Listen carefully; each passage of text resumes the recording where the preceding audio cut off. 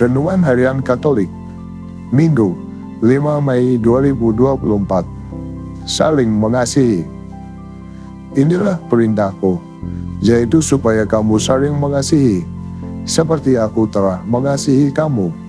Yohanes bab 15 ayat 12.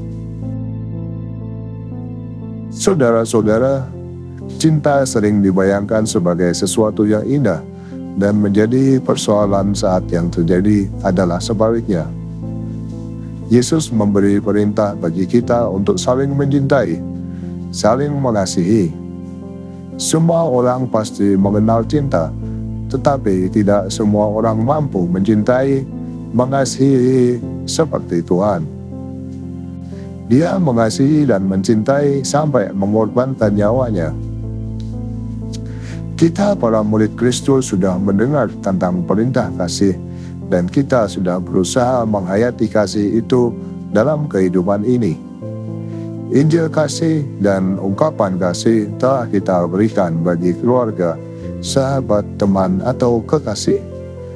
Yesus mengingatkan supaya kasih yang kita hidupi merupakan wujud dari pelaksanaan kehendak Tuhan sendiri. Maka, bukanlah kasih kalau kasih yang kita berikan justru bertentangan atau mengabaikan perintah-perintah Tuhan.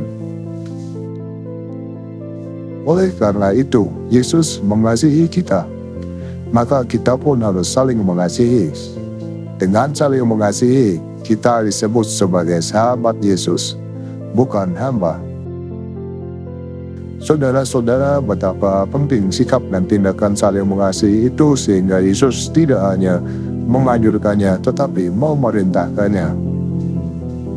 Sebagai orang beriman, perintah itu harus kita wujudkan dalam hidup kita setiap hari, atau menurut bahasa sabda Yesus hari ini, yaitu menghasilkan buah.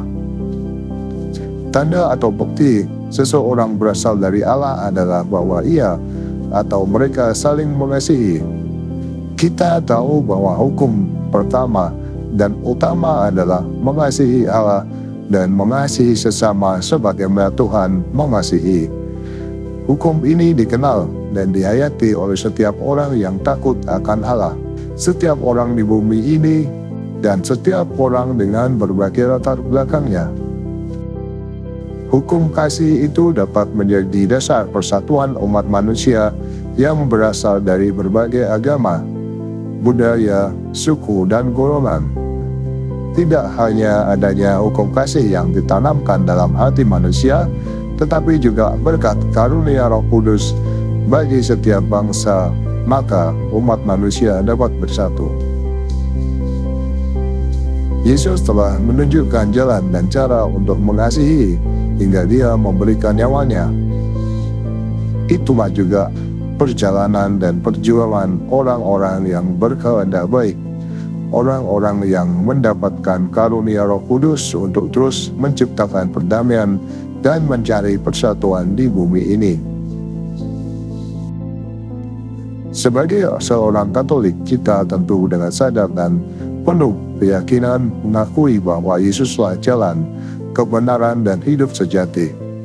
Hanya melalui Kristus kita dapat sampai kepada Bapa dan menikmati berbagai hak sebagai ahli waris surga. Namun hal itu tidak bernilai sama sekali bagi kita jika kita tidak hidup penuh kasih dan damai dengan Tuhan dan sesama. Tuhan, Engkau telah mengangkat diri kami untuk menjadi nabi cinta kasih bagi dunia ini. Ampuni kami Tuhan kalau selama ini kami belum melaksanakan kasih-Mu itu.